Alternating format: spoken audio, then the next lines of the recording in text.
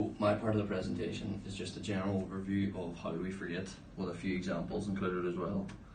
So the most common of those would be transients, which is just over the passage of time. Hermann Ebbinghaus was a psychologist that discovered that you can actually path an exponential function for forgetting over time. And that's just here. Now he's done up an equation as well, where R equals retention, T equals time, S is strength, and E is the natural function.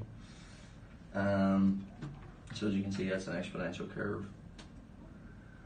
Another one that most people would probably recognise would be the tuplet tongue experience. That's where you remember a lot about something or other, but you don't actually remember the name of it.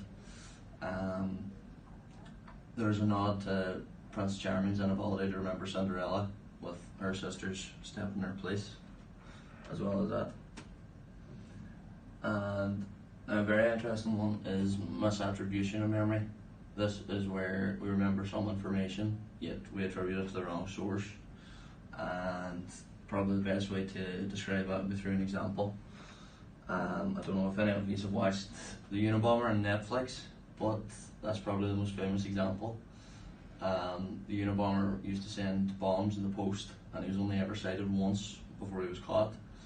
The eyewitness gave a statement, and a second one 6 years later, and in the second eyewitness statement she actually described the fella that was painting the first one. So that portrait isn't actually a picture of the Unabomber. That is the fella that painted the first ever picture of him, and that's the Unabomber himself, so they're two completely different people.